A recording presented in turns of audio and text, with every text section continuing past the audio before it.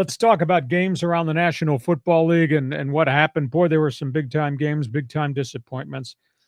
Full disclosure, this is the first time it's ever happened in my life. In your life? I wrote the Charger general manager a note explaining what I did.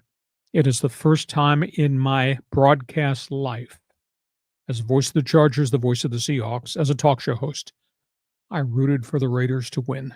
Really? In Kansas City. I wanted them to win because I'm a fan of Mad Max Crosby. Yeah. I wanted them to win because they played their ass off in Kansas City, and they lost. Aiden O'Connell throws for 340 yards, a bad snap on the final play before the attempted field goal. They lose the ball. They lose the game. It was really bad. Daniel Carlson missed 3 field goals in Arrowhead. Weather had something to do with that. But here are the Raiders they go down the field and they're about to kick a game-winning field goal, which was really makeable. And Aiden O'Connell is at the line of scrimmage in shotgun trying to read the defense, pre-snap read. And for some reason, the right guard, taps the center, which is a signal when you go silent count. You tap him on the leg. 1 second later, the ball's supposed to be snapped. Well, Aiden O'Connell is looking, trying to reset blocking. Ball comes up, hits him in the shoulder. Chris Jones recovers. Game over. First time in my life I wanted the Raiders to win. Yeah. Don't tell anybody, but that's so that was that. What a heartbreaking loss for the Raiders. The Raiders are now 2-10. Of course, Thanksgiving Day, we had the Chicago loss to Detroit. Speaking of bleeping clock mismanagement, Caleb Williams and Matt Eberflus gets fired. That's the end of that story. Philadelphia, Baltimore. We talked about the brilliance of Lamar Jackson's offense and the dynamics of what Jalen Hurts and Philadelphia can do. We hardly talked at all about the defenses.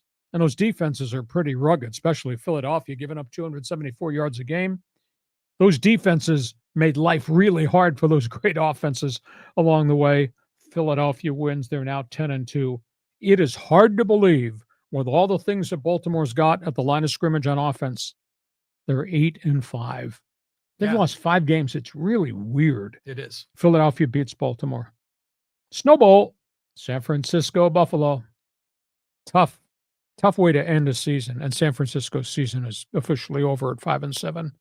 Now you lose Christian McCaffrey again. Luckily, it was not the calf and was not the Achilles. He's got a strained PCL muscle, which is in the back of the knee. Does not need surgery, but he's going to be out for a couple of weeks, if not the rest of the season. I mean, Frisco is their season's dissolved because of all the injuries. And Brock Purdy tried to be Brock Purdy, which meant move the pocket, throw the ball on the run, but not on that snow, not on that footing. It's absolutely amazing. By the way, I did recognize your investment banker. He was the one sitting there with no shirt on and his face painted, and it was 21 degrees. Yeah, those guys in Buffalo, they thrive on that. Yeah, give me my Genesee beer, I'm drunk. So Buffalo, just Josh Allen, those guys, man, are they playing really well, and they won at home. Rams beat New Orleans. Matthew Stafford found a way to grind to a victory. Kyron Williams had 104 yards. The Rams still think they're in the playoff race. They're 6-6. New Orleans is done. They're now 5-7. Pittsburgh went into Cincinnati. Can you believe the Steelers are 9-3? Russell Wilson throws for 414, 3 touchdowns. Mike Tomlin's team wins again, 520 yards in offense. And here I was calling Pittsburgh's offense Neanderthal. And they go for 520 on Sunday, but that's because Cincinnati's got no players. And Joe Burrow got beat on, and he turned it over 3 times. He's just frustrated beyond belief. The organization has failed that quarterback. Pittsburgh is 9-3. Seattle beat the New York Jets. Have you ever seen a defensive tackle go 92 yards with an interception for a touchdown? It happened Sunday. Leonard Williams, Seattle defensive tackle, former New York Jet, catches a deflected ball on the goal line and lumbers. He had trouble getting it out of first and second gear. He's a 320-pound defensive tackle going down the sidelines for a 92-yard pick six. Rumbling, bumbling, stumbling. Yeah. He was gassed. It looked like he was carrying a refrigerator the final 20 yards.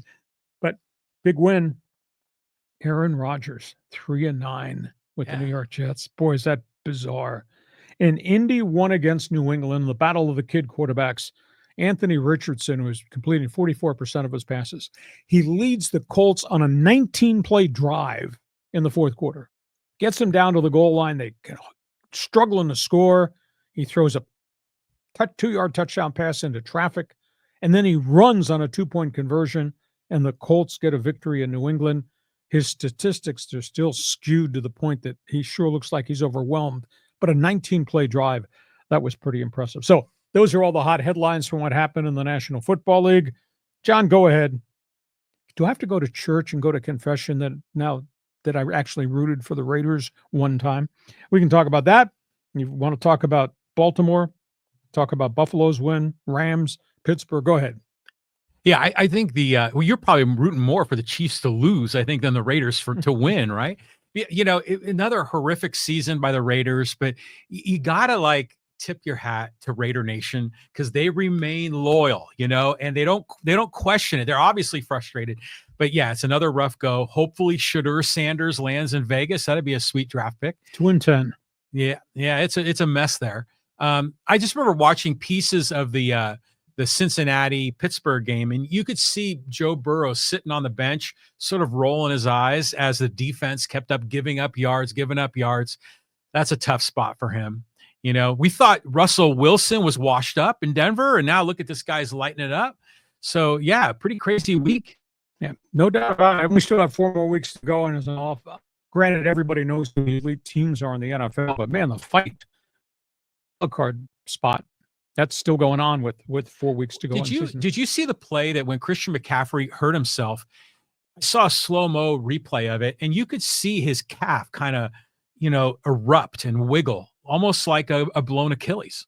I thought it was a blown Achilles, but it was to his right knee. It was not to his left leg.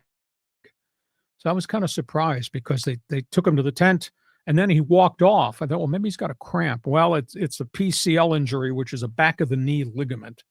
And you can play with that. You can wear a knee brace, etc. But they say probably 2 weeks, if not the rest of the season. He didn't rupture it. He didn't tear it.